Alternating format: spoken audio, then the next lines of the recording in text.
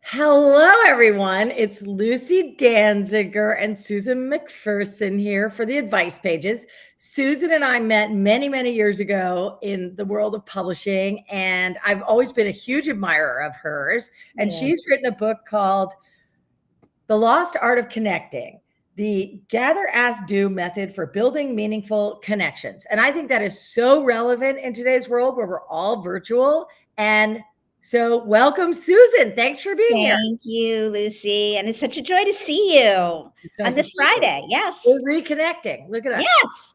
Yes. So, one of my resolutions for 2024 was to reconnect with people because I did that same thing as everybody else. And I sort of checked out during the COVID years. And then I had the luxury of working from home or kind of anywhere. I'm here on Long Island. And I kind of lost my mojo for meeting people for drinks and lunch at the Lambs Club and here and there and the other place. We adopted a dog and it just fell off my radar, right? You hunkered down, basically. I hunkered down and I forgot to hunker back up again. So I need to get back in the swing because I am a big believer of like, if you have business to give out, you give it out to your friends, your network, your connectors. So I'll apply for all sorts of things on Glassdoor that sound relevant to me, editorial director of this, that, and the other. I know how to run a team. I love it.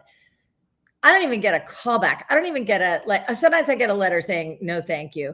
And I really think you don't get jobs unless you know somebody. And so for the very fact that that is how the world works, I think it's healthy for your career to make a very strong network and then cultivate that network. But it's also human. As human beings, it makes work fun, right? Completely. I can still hear my mom's words all the way back in the late 70s saying to me, it's not what you know, it's who you know. And my God, that's been 50 plus years. And I can still, and those words are still so true. Pandemic, no pandemic. Into your book, you had a lovely moment where you talk about your mother in the Advice Pages, which that's why we're doing this, guys. I've launched the Advice Pages where women give women advice. It's what we do really, really well. So Susan gives great advice about the meaningful aspect. Not just connections, but the meaningful connections. Tell me about that. Well, look, there's a reason I didn't call the book The Lost Art of Networking, right? And when people hear the word networking, they go, ugh, right? It sounds like you want to take a shower afterwards. Yeah. It's all about transactions. It's all about when walking into a room, virtual or in person, thinking about what you can get. So I flipped the switch. And instead, how do we walk into rooms, again, virtual or in person, where we can lead with how we can be supportive of one another? I love that. Yeah. And I think women want to do that, but absolutely we forget. And I think that weirdly, I'm going to say something that sounds generalized, but I think men connect over things like sports and golf and things that are sort of a third topic. And I think women do that to extent, like I think we'll talk about our dogs, our kids, or whatever. But there's often this efficiency of the conversation because we have these very busy lives. We want to just kind of get in, get out, get it done. And I think we forget that sometimes you got to triangulate that conversation and just talk about something other than what you need or what you're talking about. Yeah, or what you do professionally, right? But I do get, I don't want to say pushback because that sounds negative, but I do get concerned from people who feel they have nothing to offer. And that's when I always go back to them and be like, think about your superpowers. Every single person, no matter if they're 18 or 72 approaching retirement, or well, let's hope it's 72. They're already retired. But every single one of us has things to offer. And it doesn't have to be financial, right? It can be recommending a podcast. It can be recommending you meet somebody. It can be recommending a restaurant. So I think sometimes we have to think when we walk into these rooms that we have wonderful repertoire from which to pull from. Right. We have our experiences of our lives. Yeah, that's why I wanted to launch the Advice Pages, not because I'm an advice guru, but because we all have lived experiences that we can share. And through those experiences, we've learned lessons we can give to others. Absolutely. One of the things you said was interesting, was introducing people. So I was on the phone with somebody I hadn't talked to in 5 years, and I asked her about her life, and she wants to do single parenting. And I have another friend who just successfully did single parenting. And so I thought to put them together. And then Beautiful. I just got this lovely email yesterday that they'd had this rich conversation, sharing experiences, and it made me so happy that they followed through, because a lot of times people don't really follow through. Yeah. But so your point is good. Like, even if all you can do is say, I know somebody you should talk to, that's a benefit. Yeah. Yeah. You know, a few years ago, I hosted an event on my roof deck, which I do quite often here in Brooklyn Heights. And it was to celebrate a woman named Pavia Rosati and her new book, which was, I'm trying to remember the exact title, but essentially it was How to Travel the World and Not Be a Tourist. And we had maybe 50 people, and we went around the room, and instead of saying, hi, I'm Susan McPherson and I run a social impact firm, it was, hi, I'm Susan McPherson and the next place I want to go on this planet is. And in my case, it was Antarctica. And basically every single person after we went around the deck, you connected with the person who had been to the place you wanted to go. Oh, cool. And then as the follow-up, I was judiciously taking notes. As the follow-up, I made sure we connected everybody. And that's it was just super cool. Right. But the thing is, it was a way to bring people together in ways that somebody can offer up ideas and support without, again, that laborious feeling of, oh my God, I have to help them. Right. Well, okay. So I felt that in 2024, I needed to reconnect. So I didn't love the idea of networking. I think sort of these weird forced lunches feel sort of, I don't know, kind of creepy. So I held a poker night for my media pals. And it was really fun. I invited like 16 people and I gave them 3 days notice. So 8 came. We had a facilitator and we all learned how to play Texas Hold'em. Of course, we played the Beyonce song. And people loved like dragging the chips into their corner. There was a real energy to the room and everybody felt joyful and like we were all learning together. And that was an equalizer. So even if some people might have fabulous jobs and other people might not have jobs, it was like a level playing field. You all ended up with more chips than the other guy and it was hilarious. And we laughed and laughed and it was so fun. And I thought the thing I liked about it was it allowed everybody to connect about a mutual interest that was in front of us, the chips on the table, the cards on the table, not having to be like, so how long have you been in your job? And what did you do before? And it all feels very sort of weirdly resume driven. Yeah. Well, and I think you also raise this notion of we need some joy, we need some fun, we need some irreverence, and clearly poker can provide that. I still need to learn how to play. So I'm going to do these as a series. And one of the things that's fun is having this guy come in who teaches kids how to play poker so he can make it easy and accessible. And he's written a book about how to do it. And he's kind of a jolly character himself. So what it does is it just makes everybody understand the game in a way that now you could go off and play with your family or friends. Okay, good. Yeah. So I've decided poker is going to be my new networking. I love it. I love it. I also want to learn mahjong. Yeah, I know people are playing mahjong. Yes. I do too. All right. So games are fun. So tell me about this subhead. So it's gather, ask, do method of building meaningful connections. Gather, ask, do. What do you mean? Well, kind of a funny aside, when you land a book deal and it's a business book, you have to come up with a methodology. So I had looked back over the last 30 years of building connections that allowed me to launch my company at the age of 48. And over the last 11 years, 90% of our business has been inbound. So what that taught me is all those connections and relationships I built came back to support. And that realization was an aha moment that connections are not just fun and not just meaningful, but actually provide financial benefits to your future. And I think for young people today, that message is really important. So the methodology essentially mirrored much of kind of the way I move through the world. And in the gather phase, you connect with the most important person in your life, and that's yourself. And you think about what your superpowers are. Because as mentioned previously or earlier in our conversation, I really believe fervently in this notion of leading with how you can support others. And if you don't know what your superpowers are, guess what? You can't be of help to others. By the way, on the topic of superpowers, I went through a phase where I didn't understand my own, which is, I think, normal. You kind of search for it. And other people told me, That's like, it. I'm not good at this, this, and this. And they were like, but you're really good at this, this, and this. Yeah. And some of it was just energy, which I take for granted because my mom was super energetic. I thought everybody had energy. No, they don't. You got energy to They don't. burn. You have energy to give. And I was like, Yes. interesting. I never thought that was important until somebody else told me it was important. Well, and that's a funny side note, because in 2007, I went away with 7 girlfriends for a weekend. And the goal of that weekend was to create and articulate our elevator speeches. And it was during that weekend, that late Sunday afternoon, after 2.5 days together, that I found the fearlessness to state, "Hi, I'm Susan McPherson, and I'm a serial connector." And of course, I wanted to pee in my pants because it sounded so ridiculous.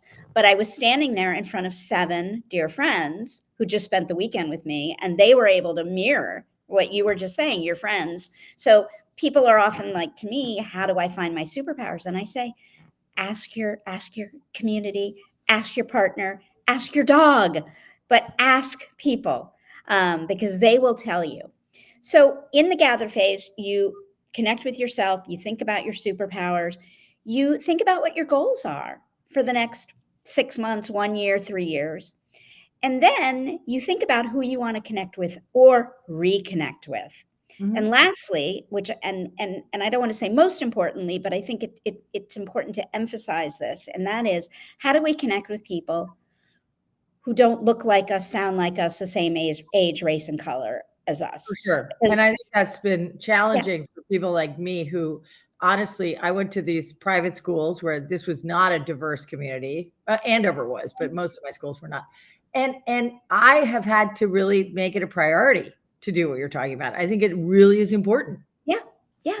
Well, and also, a lot of times people are like, how do I do that? Well, number one, you ask people to introduce you to other people, and you own up to it, which you just did, Lucy. And a lot of people are afraid to admit that, but it's true. It's kind of a sorry state of my generation, I think, that we were brought up in very homogenous worlds. Yeah. And oh my gosh, the world has changed and opened up in a really beneficial way to everyone. And I think that if you don't tap into every resource around you, that you're missing out. You're the loser. Yeah. I always say, how boring would it be to experience life when you're sitting around a table of yourself? Exactly. No, I try to always hire people very different than myself. And then it's interesting. It's an opportunity to expand your brain. Yeah. So once you do the gather phase, the ask phase is next. And the ask phase is learning to ask the meaningful questions of others so you can find out what their hopes and dreams are. And for introverts, so you're not asking for a favor or anything. No. What they're looking for. Yes. Okay. Yes. That's really smart. And for the introverts in the audience, that means you can then just sit back and listen. But that's a challenge because, in this kind of chaotic world we're living in, and in, the world of social media, et cetera, we have multitudes of distractions. So we have to be forcefully listening, meaning forcing ourselves to focus. And if we listen carefully, we can then go to the do phase, which is my favorite phase. And that's where you take what you just heard, what you just carefully listened to, and become responsible, reliable, resourceful, and you follow up. And rinse and repeat. This isn't something you would do once, and then 20 years go by, but it's a perfect thing to do, or a perfect kind of methodology to practice when you're looking for a new role, when you're moving to a new city, when you are taking on a new challenge. So I think it's something to kind of consistently do. That's why I said rinse and repeat. I'm applying this to sort of my life, and I'm thinking, okay, well, I did a good job with this woman who wants to be a single parent. I asked her what her next phase was. She was like, I'm trying to have a baby. I was like, oh, you got to talk to my friend. But for my own purposes, I feel like at self, a lot of times people would come to me after they've been there 4 years and they'd be like, I was not longer at college, at high school, like 4 years, I should leave, right? And I was like, no, why can't you roll and we'll call it grad school or something? Well, what do you want to do? And I would literally say to them, like, what would it take for you to feel like you're growing so I can keep you here? Because I love that. You want to keep telling. So I would give them a new assignment when they asked for that, because I felt like I didn't want to lose people just because they kind of ripened out. And so in my own more recent life. So I'll talk to people on my network and I'll say, what do you need? Right. I can write, I can edit, I can run a team, I can do whatever. And they'll tell you what they need. And then essentially, a lot of the times they think AI can handle it or some other cheaper person can handle it. And you sit there around waiting for that phone call and you're like, oh, I get it. They're so polite, but they're not telling me they're not going to hire me. They're just ghosting and they're being, polite enough to say, you're too old, you're too expensive. I can do you with like a 15-year-old, whatever. So I sit there and I think, okay, what am I going to do? I decided to hire myself. And so that's why I started pages. I was like, okay, nobody sees the benefit in what I'm trying to accomplish here, but I see it. And so I'm just going to launch my own media company. The way Airmail is about news and culture, we're going to make it about advice and emotional, the things that keep us up at night, right? So it's finance. I love it. I love it. Work, it's relationships with yourself, your sister, your honey, whoever. And it's fitness, well-being, and health, and trying to, to me, trying to stay healthy and not take diet drugs. Everybody knows like shrinking. And I'm like, that looks like so fun. I want to shrink. I'm not going to do that. But so I just started the advice pages. That was my do. And I don't know whether it's going to work out or not, but I thought it's better to do than just sit here waiting for that phone call or whatever, email. Of course. So that's my superpower. I just go do. Maybe. Well, and that's that, again, there's no judgment here, right? I mean, and I would say, Lucy, you have many superpowers. Okay. The power of you, the energy. Tell my kids. But no, I appreciate it. I do appreciate it. I really do. A compliment is nice. I saw Jerry Seinfeld on Jimmy Kimmel, and he took compliments graciously. And I thought it's nice to take a compliment graciously. So I feel Thank you. But no, you do. And I think one of the things, Susan, about you is the first time I met you, I thought, wow, she is a force of nature. That woman has so much to teach people, and we have so much to learn from her. Yeah. And yeah, it's true. And one of the things I found very poignant, I talked about your mom, is you mentioned your mother. And I think many women have either a fantastic relationship with their mother or a troubled one. And I related to the fact that you really had a fantastic relationship with your mother. Well, but it was cut short. I mean, she was killed when I was 21. So who knows what would have happened in my 20s or 30s, right? And we tend to make saints out of people that lose their lives. What I will say about her is she was a serial connector using the technology at the time, which was her manual typewriter, the rotary phone, and her Volkswagen Beetle. She did public relations for various PBS stations, and went back to work when I was in first grade. And, throughout my youth, I think I resented her because she was gone so much. And in the 70s, moms were not gone. That was early for full-time work. Mom. Oh, yeah. Also visionary of her. Well, yes. And a side note to that, I serve on the board of the 19th News.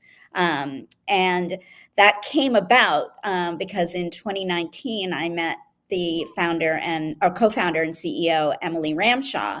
And Emily and I were chatting, and she told me that her father was the executive producer of McNeil Lehrer.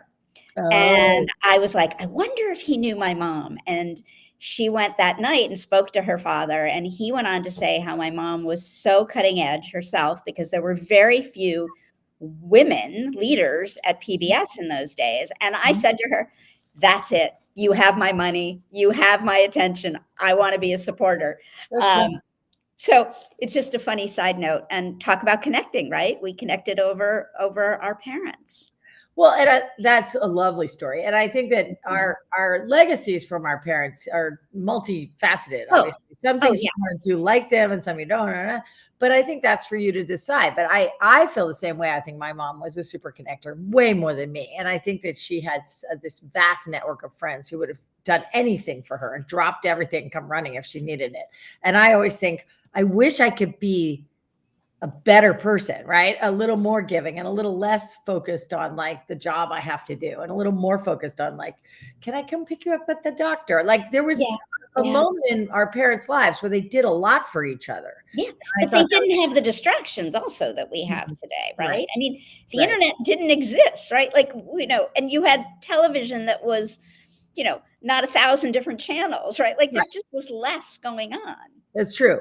I just remember her baking for her friends and doing all these loving acts of kindness.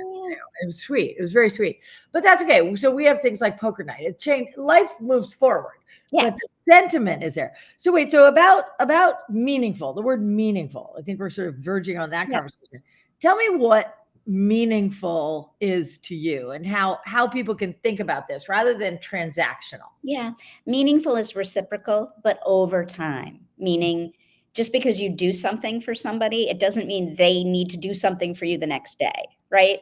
This is over 5 years, 10 years, 20 years, 30 years, right? And these types of relationships, I believe, can go dormant and then be rekindled. I think before we went on screen, you were talking about how to rekindle. And I'm a big believer in dusting off like connections you have lost touch with. And for goodness sakes, we had the 2.5 years of the pandemic. We can still use that as an excuse. But to me, there's nothing more wonderful of a gift to reach out to a contact that you've lost touch with and say, you popped in my mind, and take ownership. I'm sorry if I lost touch. Look, it's scary because you could be ghosted. Lord knows I'm ghosted on all the dating apps I'm on constantly. But if you don't try, you'll never know. The answer is always no. Well, the other thing that I love is those silly pictures that come up randomly in your feed on your phone. Yeah. And I'll sometimes send them to somebody like Laura Brownstein comes up on my phone. We went to the White House, we went to the Women's March together, and I'll send her something saying, oh my God, this just popped up and made me think of you.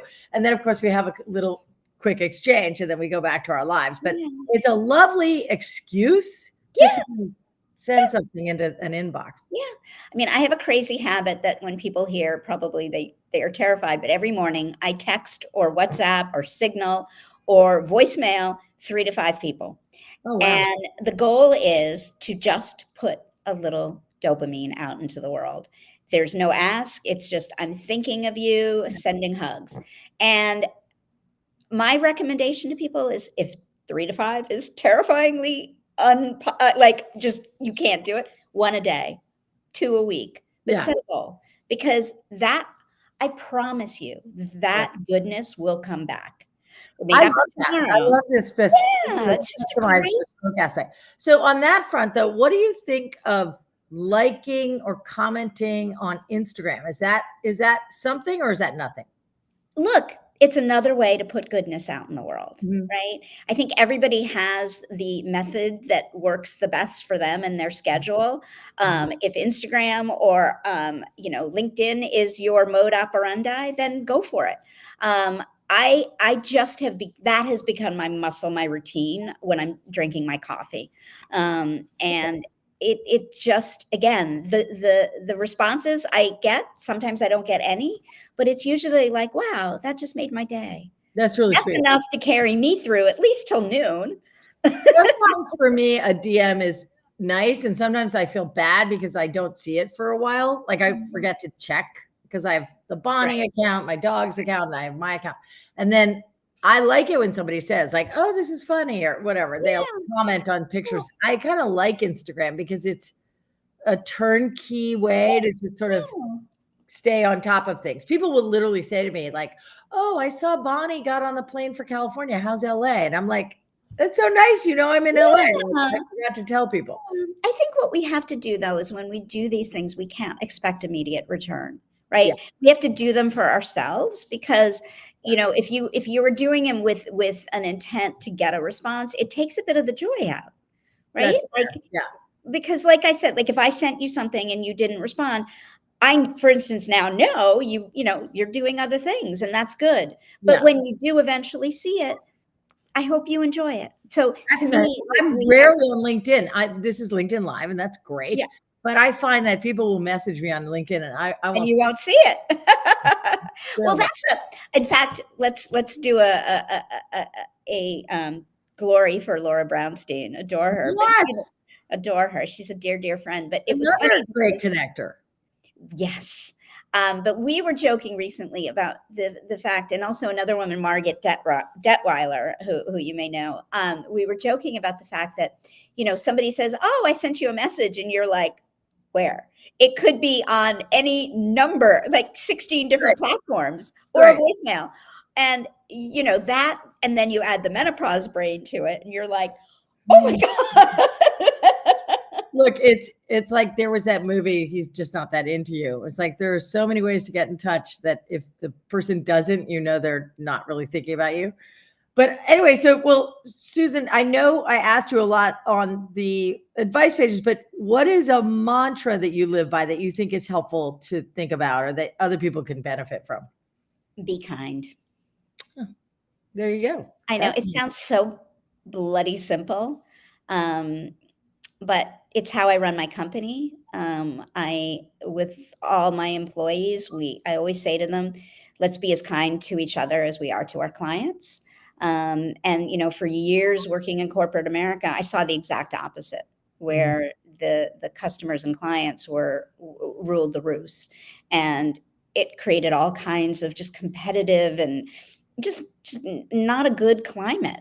And I think we need a bit more kindness out there and a bit more patience with people, because it's a tough, and it's going to get tougher in the next several months with the election this year. I agree with that. I also think, so my husband runs a gallery and he and I talk about work a lot. We have very different work lives, but he said something to me that I'll never forget, which is both of us had people working for us for whom getting a commission was part of their remunerative package. And I said to him something like, I think I did like 75% of the work on this one account, but the person who's on the account is going to want her full commission. And he said, well, if you value the relationship, pay it. And I was like, well, that's really good advice. So it's like way more important to me than the differential of trying to sort of chisel down a commission was the fact that I wanted this woman working for me to be really happy and really motivated. And I valued our relationship. And I always now think of that, like, what do you value more? The money that you could dispute with somebody or the relationship that you're going to ongoing have by being generous and doing the right thing. And so I always choose the relationship. But don't you think that's 1,000%, 1,000%. And on a certain level, it is a beneficial point of view, because if somebody's motivated and they like you and the relationship works out, work's going to be better. Just obviously. Yeah. I mean, look, there's going to be times where it's going to be tough. It's going to take every ounce of your energy to be, but deep breaths. This is where meditation can be helpful. I'm a terrible meditator, but me too. But I guess that falls for me under like, just do the right thing. It's just so much. Yeah, exactly. And always be respectful to other people's point of view. Like sometimes you might think you did more of the work, but in fact, they put in more work than you're seeing. And you've got to really do the right thing and just pay them. Wow. I mean, it's important to pay people generously, because otherwise no one ever wants to work for you. No, but also treating them with respect is up there with just as important as. Absolutely. 100%. Well, that kind of goes without saying. Yes. I've had a couple of people be uncivil to me at work, which I always find shocking. And I've had to take some people aside over the years, a couple of people, and say, look, we can disagree. You can think I'm stupid. I don't care if you have a whole other way to go about solving a problem, but we have to bring civility to the conversation, because otherwise I don't want to work in a place where we're not nice and respectful and having a dialogue. It could get heated, but let's disagree about the work, but not make it personal. Exactly. It's really tough when you're on deadline and the stakes are high. The stress. It's really tough. But that's good advice. Well, so Susan, you've been so helpful. Is there anything I haven't asked you that's advice you want to share? Oh dear. Nothing off the top of my mind, other than I would love your audience to be more open to connections. And I think just a reminder that this isn't about you writing checks or, providing financial support. It's more just following up when you meet people. I guess one other thing that just came to mind, connecting is as healthy, making meaningful connections, as eating kale every day or running every day. Interesting. Right? They've done these studies. Yes. So, I can't run every day like I did in my 20s and 30s. In fact, I'm having knee surgery in a few weeks. And I do eat kale. Of course, I live in Brooklyn. But connecting, I really think, is what's going to keep me young and vibrant and I energetic. agree with that 100%. They've even done brain studies. I was Yeah. doing some Oh, yeah. brain Well, the research. Surgeon General is all about this, as a solvent to loneliness. Exactly. That the opposite of loneliness is having something like 150 meaningful connections, and they can literally look at your cerebral cortex and see that it's more active and more, I guess, larger and youthful when you have more connections. Exactly. And Love who that. doesn't want that? I want to stay young. All right, good. Well, I'm glad we reconnected. Also, I saw on your signature you have a newsletter. Do you want people to subscribe? I would love that. Well, people can find me on the interwebs at Susan McP1. And my company is McPherson Strategies. We're a social impact communications firm, been around 11 years, all women. Oh, that's not that wasn't my choice.